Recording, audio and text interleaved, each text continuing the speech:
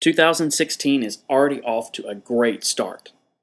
The first thing that you have probably already noticed is the redesign of our SMAT logo to be more in line with the current Metrolina Healthcare Preparedness Coalition logo. Rebranding is an important part of growing our new identity and structure. Speaking of structure, this year we would like to take some of the work that we started last year with the education and supply units a few steps further.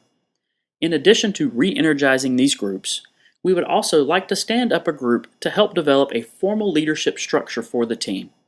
There are many of you that have expressed an interest in taking more of a leadership role, and we've had volunteer leaders in the past, but we didn't have an effective list of roles and responsibilities defined to ensure the concept was successful. This time, we would like to make sure we start the process correctly and ensure that we are building a structure to support you. In 2015, the MHPC staff started working closely with staff from the Mountain and Triad regions to begin developing tri-regional operations plans. This year, you will see us working more closely with both teams on education, training, exercises, and resource sharing. All of this is designed to help take the burden off of any one team and help us to continue to build a more unified approach to handling missions across the state medical response system. Now it's time to mark your calendars. We already have a busy year planned with training and events.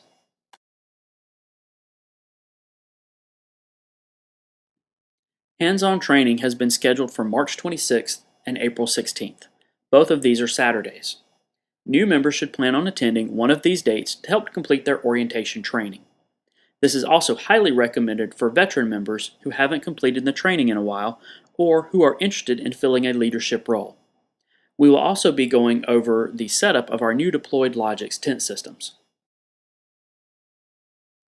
The spring EMT basic classes at Central Piedmont Community College will be holding an MCI drill as part of their training on April 2nd, and they have asked us to participate. This will more than likely be in the form of live patients for them to triage and treat, as exercise support, and to give a demo of some of our equipment like the medical support units. The Carolina Rebellion is a multi-day concert event in Cabarrus County during the first weekend of May. Last year, they treated approximately 1,500 patients with approximately 30 transports. Last year, we provided some medical equipment, but this year, CHS Northeast Events Medicine has requested a more substantial support package to include both medical support units, medical equipment and supplies, the restock trailer, and personnel to supplement CHS Northeast and Cabarrus EMS staff in 3 treatment locations at the BLS level. We will also be testing our inventory restock process from the restock trailer to the treatment locations. Cabarrus EMS has also asked us to put the May races at Charlotte Motor Speedway on our calendar. This event will be the last 2 weekends of May. Last year we provided support on the Saturday and Sunday of each weekend. This care will also be at the BLS level. This year's Honor the Warriors ride will be held on Saturday, September 10th, and will be an even bigger event than last year. First, because of its proximity to September 11th, but also because the event is partnering with a larger ride. We have also tentatively placed the first weekend of November on our calendar. It has just been announced that the Tough Mudder obstacle course will be returning to Mount Pleasant, North Carolina in Cabarrus County this year, and we have already reached out to Cabarrus EMS to express our interest in helping them with this event. We have one final event that we would like to officially announce. This one will require the most help and support of any of the others. It is anticipated that sometime in September or October, we will be moving into a new warehouse.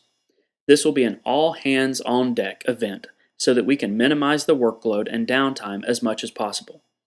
As soon as we know the exact date for beginning the move, we will create a plan and timeline and begin asking for your help to prepare, move, unpack, and set back up. The new warehouse will be across the street, so we aren't going far.